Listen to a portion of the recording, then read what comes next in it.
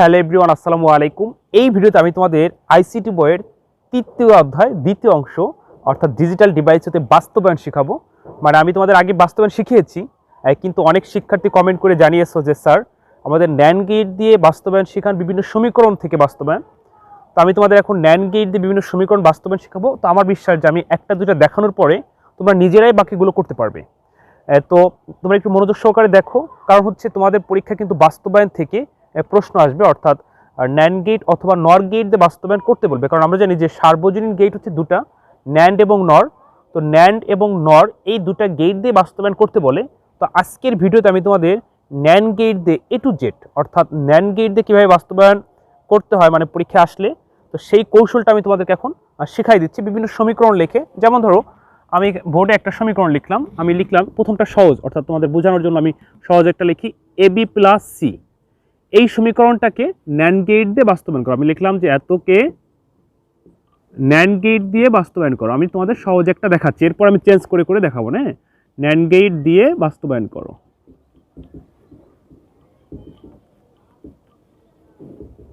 NAND gate দিয়ে বাস্তবায়ন করো, ওকে।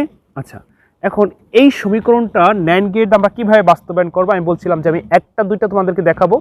একটা দুইটা দেখানোর পরে যেভাবেই পরীক্ষা আসুক না কেন তোমরা কিন্তু নিজেরাই করতে পারবে, ওকে। আচ্ছা, ন্যান্ড গেট বা নর গেট এই দুইটা গেট দিয়ে কিন্তু বাস্তবায়ন আসবে, এছাড়া বাস্তবায়ন আসবে না। তো পরীক্ষায় যদি ন্যান্ড গেট দিয়ে বাস্তবায়ন করতে বলে সেক্ষেত্রে তোমাদের দুইটা কথা মনে রাখতে হবে। একটি কথা হচ্ছে আমরা জানি যেই গেট দিয়ে বাস্তবায়ন করতে বলে সেই গেট ব্যতীত কোনো গেট ব্যবহার করা যায় না। তো ন্যান্ড গেট হচ্ছে ডি আকৃতি, অর্থাৎ সামনে নট চিহ্ন, এটা হচ্ছে ন্যান্ড গেটের প্রতীক। তো যখন ন্যান্ড গেট দিয়ে বাস্তবায়ন করতে বলবে তখন এই প্রতীকটা ছাড়া আর অন্য কোনো প্রতীক তুমি ব্যবহার করতে পারবে না, এটা হলো 1 নম্বর শর্ত। আরেকটা শর্ত হচ্ছে আমরা জানি ন্যান্ড গেট হচ্ছে গুণের কাজ করে, অর্থাৎ ন্যান্ড গেটের আউটপুটটা কি গুণ আকারে বের হয়। তো সরি, তো ন্যান্ড গেট দিয়ে বাস্তবায়ন করতে বললে অবশ্যই যেই সমীকরণটাকে বাস্তবায়ন করতে বলবে যেই সমীকরণটাকে বাস্তবায়ন করতে বলবে সেই সমীকরণটার ভিতরে যদি কোথাও যোগ থাকে সেই যোগ কিন্তু ন্যান্ড গেট বাস্তবায়ন করতে পারবে না। ওই যোগটাকে কৌশল করে গুণে আনতে হবে, তারপরে তোমাকে বাস্তবায়ন করতে হবে। যেমন এখানে আমরা দেখতেছি যে এ বি প্লাস সি, এটাকে ন্যান্ড গেট দিয়ে বাস্তবায়ন করতে বলছে, তাহলে এখানে গুণ আছে এখানে যোগ আছে, এই যোগ কখনোই ন্যান্ড গেট পারবে না। তাহলে আমরা একটু কৌশল করে এই যোগটাকে গুণে আনবো। যেমন এ বি প্লাস সি, এখানে আমরা কিভাবে যোগ মানে গুণে আনবো, আমি কিন্তু ইচ্ছে করলে এখানে আমি গুণ দিতে পারি না, তাহলে এটা জোর করা হয়ে গেল। তো সরলে কখনোই জোর করা যাবে না, এখানে আমরা সূত্র অর্থাৎ নিয়ম অনুযায়ী এই যোগটাকে তুলে গুণে আনবো। তো এক্ষেত্রে আমরা দুইটা হোল নট দিতে পারি, একটা কিন্তু দিতে পারি না, এরকম একটা কিন্তু দিতে পারি না, এটাও জোর করা হয়ে যাবে। আমরা দুটো দিতে পারি। আমরা কেন দুটো দিতে পারি, আমরা জানি যে ধরো এর উপরে দুইটা হোল নট মানে কি একটাও না, তাহলে এই নিয়ম অনুযায়ী আমরা এখানে দুইটা হোল নট দিতে পারছি, ওকে। আচ্ছা, এবার দেখো আমরা পরবর্তী লাইনে কি করতে পারি। আমরা জানি যখন হোল নট থাকে তখন ওই হোল নট ভাঙলে চিহ্নের পরিবর্তন হয় ডি মর্গানের নিয়ম অনুযায়ী, অর্থাৎ যোগ থাকলে গুণ হয়, গুণ থাকলে যোগ হয়। যেমন এ প্লাস বি হোল নট, এখানে আমরা লিখতে পারি এ নট ইন্টু বি নট। আবার যদি এরকম থাকতো এ বি হোল নট, তাহলে এখানে এ নট প্লাস বি নট, মানে হোল নট ভাঙলে যোগের জায়গায় গুণ, গুণের জায়গায় যোগ। তো এখানে আমরা হোল নটটা ভাঙবো, দুইটা কিন্তু ভাঙা যাবে না, ভাঙবো কয়টা, একটা। তাহলে কি হয় দেখো, A B whole not into C not, উপরে একটা হোল নট, অর্থাৎ দুইটা ছিল, দুইটা কিন্তু ভাঙিনি, আমরা একটা ভাঙছি, তাহলে আমরা যোগের জায়গায় গুণ পেয়ে গেছি সূত্র অনুযায়ী। তো প্রিয় শিক্ষার্থীবৃন্দ, তোমরা এবার বোর্ডে লক্ষ্য করো যে ন্যান্ড গেট দিয়ে বাস্তবায়ন করতে বলছে, এখন কিন্তু ন্যান্ড গেট দিয়ে বাস্তবায়নের উপযোগী হয়েছে, অর্থাৎ যোগটা গুণ হয়ে গেছে, অর্থাৎ এখানে আর কোনো যোগ নয়, এখন ন্যান্ড গেট দিয়ে কি বাস্তবায়ন করা সম্ভব। তো আমরা এখন ন্যান্ড গেট দিয়ে বাস্তবায়ন করবো। এখানে আমরা দেখতেছি তিনটা ইনপুট আছে, আমরা তিনটা রশ্মি দিব, A B C, A B C. তো প্রথমে আমরা দেখতেছি এ বি হোল নট আছে, ওই যে বলছিলাম যেই গেট দিয়ে বাস্তবায়ন করতে বলবে সেই গেট ব্যতীত অন্য কোনো গেট ব্যবহার করা যাবে না। তো এখানে এ বি হোল নট আছে, আমরা এর থেকে নিব, বি থেকে নিব, ন্যান্ড গেট দিব, তাহলে এ বি হোল নট পেয়ে গেলাম।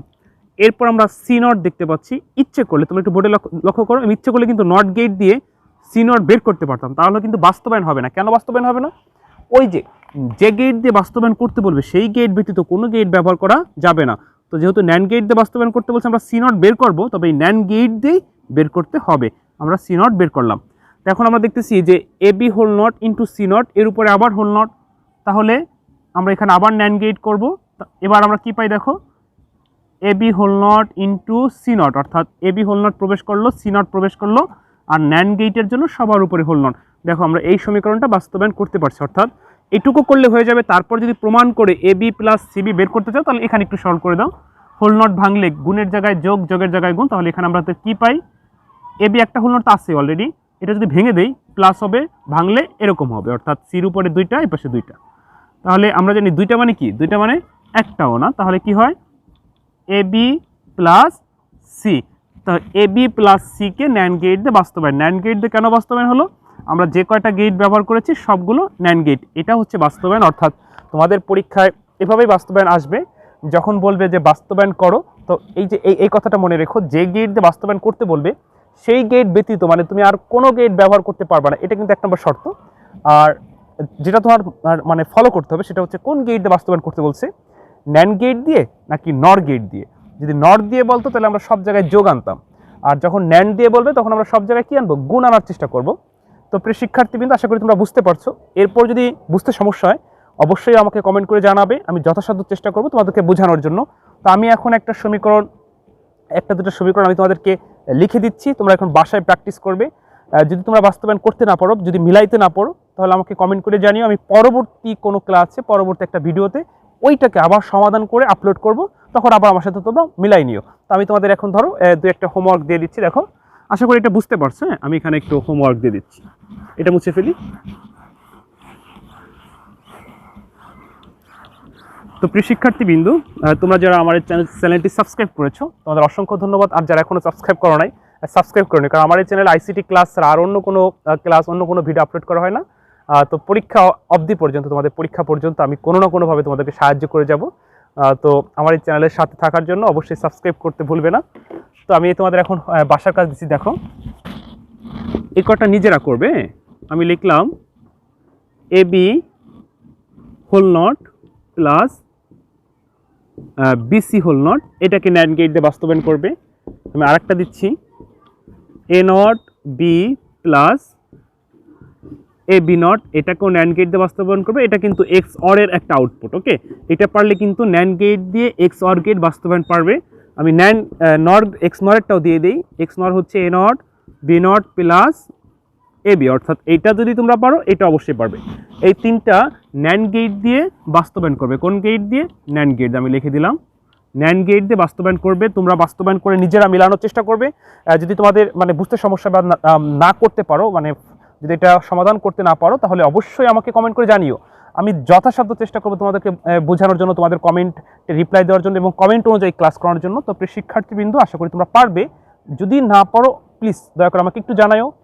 এছাড়াও মানে এইটা ছাড়াও ICT বইয়ের যে কোনো সমস্যা থাকলে আমার সাথে শেয়ার করো কমেন্টে, আমি যথাসাধ্য চেষ্টা করব তোমাদেরকে সেই সমস্যার সমাধান করে দেওয়ার জন্য। তো প্রিয় শিক্ষার্থীবৃন্দ, ভালো থেকো। অন্য কোনো দিন অন্য কোনো ভিডিওতে আবার দেখা হবে। আসসালামু আলাইকুম।